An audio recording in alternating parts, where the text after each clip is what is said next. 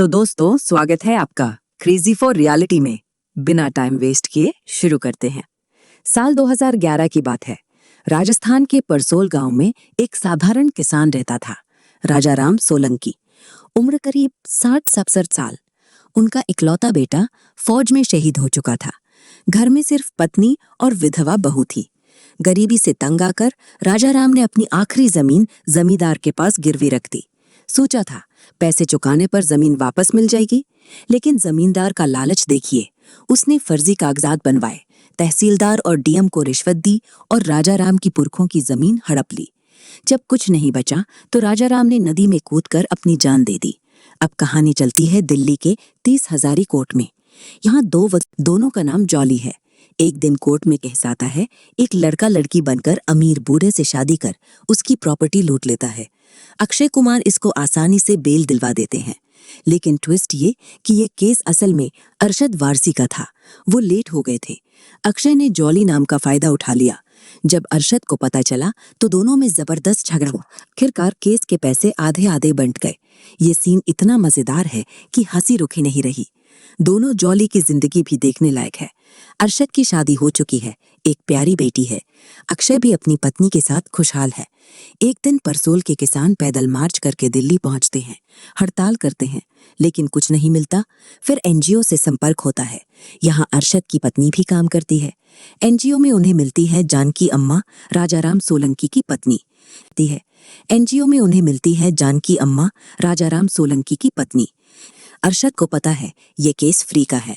वो आनाकानी करते हैं और कहते हैं असली जॉली तो वो है, और जानकी अम्मा को अक्षय के पास भेज देते हैं। लेकिन अक्षय बड़ी चालाकी से जानकी अम्मा को वापस अरशद के घर ले आते हैं। अरशद की पत्नी उन्हें अपने पति से मिलवाती है। जानकी अम्मा अपनी पूरी कहानी सुनाती हैं। मजबूरन अरशद को केस लेना पड़ता है। वो इंपीरियल ग्रुप ऑफ इंडस्ट्रीज के खिलाफ कोर्ट में पिटीशन दाखिल करते हैं। अगली सुनवाई में कंपनी की तरफ से आते हैं अक्षय कुमार। उनका मुख्य वकील लंदन में विजय माल्या का केस लड़ रहा है। जज है वही सुंदरलाल त्रिपाठी। पहली सुनवाई में ही अक्षय जानकी अम्मा की पिटीशन खारिज करवा देते हैं। खुश होकर अक्षय कंपनी के श्रीवास्तव से अपनी 25,000 की फीस मांगने जाते हैं। वहां हरि भाई खैतान की शानदार पार्टी चल रही है। अक्षय हरि भाई से मिलना श्रीवास्तव कहते हैं। हरि भाई से मिलना आसान नहीं, मुझे तो 1 साल लगे मिलने में, 2 साल नाम याद करने में। तभी हरि भाई खुद आ जाते हैं। अक्षय मौके का फायदा उठाते हैं और 25,000 की बजाय 50,000 की फीस बता देते हैं। हरि भाई उनकी होशियारी देखकर खुश हो जाते हैं और उन्हें 50,000 प्रतिदिन देकर कंपनी का मुख्य वकील बना लेते हैं। घर लौटते ही गेट पर गुस्से में जानकी अम्मा खड़ी मिलती है। वो कहती है पहले मेरी बात तो सुन लो। फिर जानकी अम्मा अपनी दर्द भरी कहानी सुनाती हैं।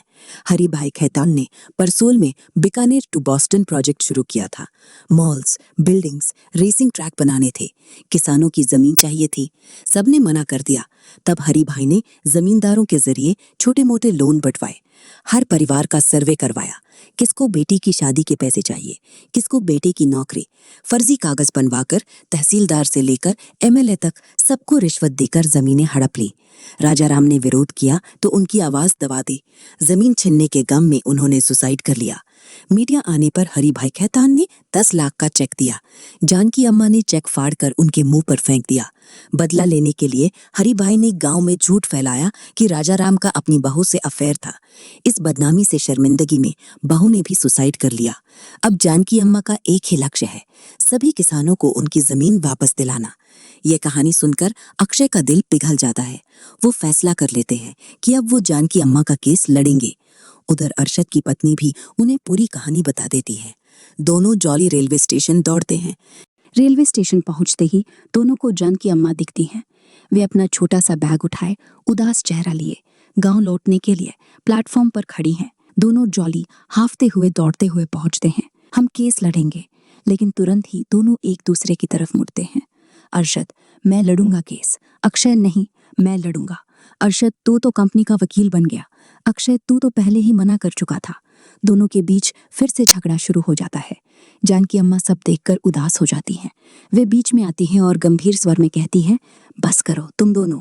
हरि भाई खैतान बहुत ताकतवर है। उसके पास पैसे हैं, रसूख है, पुलिस है, अफसर है। एक अकेला इंसान उसके सामने नहीं टिक सकता। तुम दोनों जॉली मिलकर केस लड़ो, एक साथ। ठीक है, दोनों एक साथ कहते हैं। जानकी अम्मा की आंखों में उम्मीद की किरण लौट आती है। कट टू परसोल गांव। जानकी अम्मा के इस फैसले की खबर गांव पहुंचते ही सनसनी फैल जाती है। किसान जो हताश हो चुके थे अचानक जाग उठते हैं। जानकी अम्मा के हौसले से प्रेरित होकर वे एकजुट हो जाते हैं। सुबह सुबह पूरा गांव इकट्ठा। किसान चिल्लाते हैं, ये हमारी जमीन है, 1 इंच भी नहीं देंगे। खबर हरि भाई तक पहुंचती है। हरि भाई गुस्से में लाल हो जाते हैं, फोन उठाते हैं और एमएलए को कॉल करते हैं। गांव खाली करवाओ, जितनी फोर्स चाहिए उतनी भेजो। अगले ही पल गांव में हंगामा मच जाता है। एमएलए अपने गुंडों के साथ पहुंचते हैं। तहसीलदार अपने अफसरों को बुला लेते हैं। डीएम भारी पुलिस फोर्स लेकर आता है। लाठी, डंडे, आंसू गैस सब तैयार है। गांव के बीच में तनाव चर। किसान डटे हुए हैं। पुलिस आगे बढ़ने को तैयार है। दोनों जॉली तुरंत किसानों के बीच कूद पड़ते हैं। अरशद चिल्लाते हैं, लड़ाई मत करो भाइयों। अक्षय भी जोर से बोलते हैं, हाथ में हथियार मत उठाओ। फिर दोनों एक साथ गरजते हैं, अपने फोन निकालो। किसान हैरान हो जाते हैं।